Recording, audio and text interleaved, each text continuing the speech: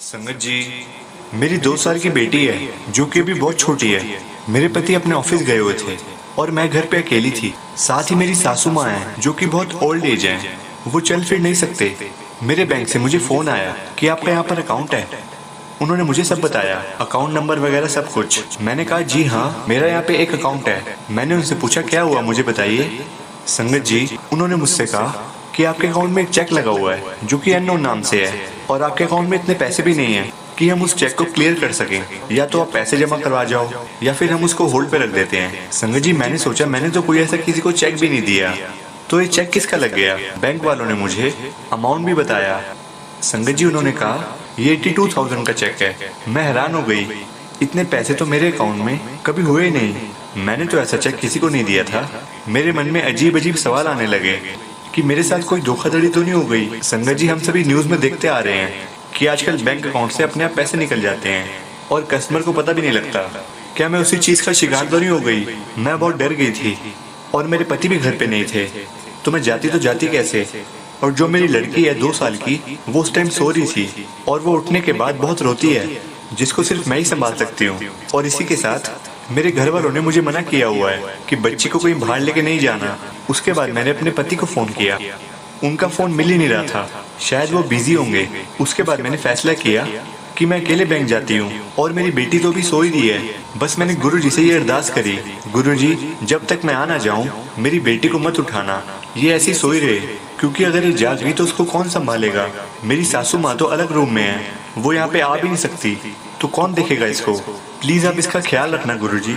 मैं डरी डरी बैंक में चली गई। संगत जी, मेरे घर के पास ही मेरा बैंक है, 5 मिनट का रास्ता होगा। वहाँ जाते जाते भी मेरे दिमाग में एक ही चीज़ थी, मेरी बेटी कहीं उठ ना जाए। मैं जल्दी गई। वहाँ जाके मैंने बैंक मैनेजर से पूछा कि ऐसी क्या बात हो गई है, और साथ ही साथ मैंने वो चेक भी देखा जो मेरे अकाउंट में आया हुआ था। संगत जी, वो अननोन चेक था, पता नहीं कैसे किसी के पास आ गया और मैंने उसको स्टॉप करा दिया। मुझे इतनी टेंशन जो चेक मेरे अकाउंट में आया हुआ है उसकी नहीं थी, जितनी टेंशन मुझे अपनी बेटी की थी जो कि घर में आराम से सो रही थी। बस मेरे मन के अंदर गुरुजी का मंत्र जाप ही चल रहा था। मुझे बैंक वाले भी कहने लगे कि क्या हो गया मैम, आप इतना डर क्यों गए हो, ये चेक तो हम स्टॉप कर देते हैं, कोई ऐसी बात नहीं है, आपके पैसे बिल्कुल सेफ हैं। आगे से कोई भी चेक आएगा उसको क्लियर करने से पहले हम आपको फ़ोन करेंगे। मैंने उनको थैंक्स कहा और अपने घर आ गई।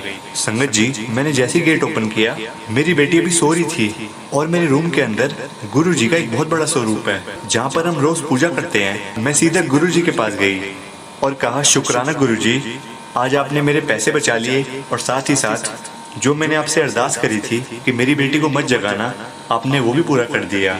वो अब तक आराम से सो रही है। संगत जी, थोड़ी देर के बाद मेरे पति का मुझे फ़ोन आया कि क्या बात थी। मैंने उनको सब कुछ बता दिया। उन्होंने कहा ऐसी कोई बात नहीं है, गलती से कभी कभी चेक आ जाते हैं। और उसके थोड़ी देर के बाद मेरी बेटी जाग गई। संगत जी, गुरुजी कहते हैं कि मैं सत्संग करने वाले और सुनने वाले दोनों को ब्लेस करता हूँ। तो संगत जी, अगर आप भी अपना सत्संग हमारे साथ शेयर करना चाहते हैं तो अपने सत्संग की ऑडियो या वीडियो रिकॉर्डिंग करके दिए हुए नंबर पर आप ईमेल कर सकते हैं या फिर आप हमें व्हाट्सएप भी कर सकते हैं। संगत जी, हम आपका सत्संग फेसबुक और यूट्यूब दोनों पे शेयर करेंगे।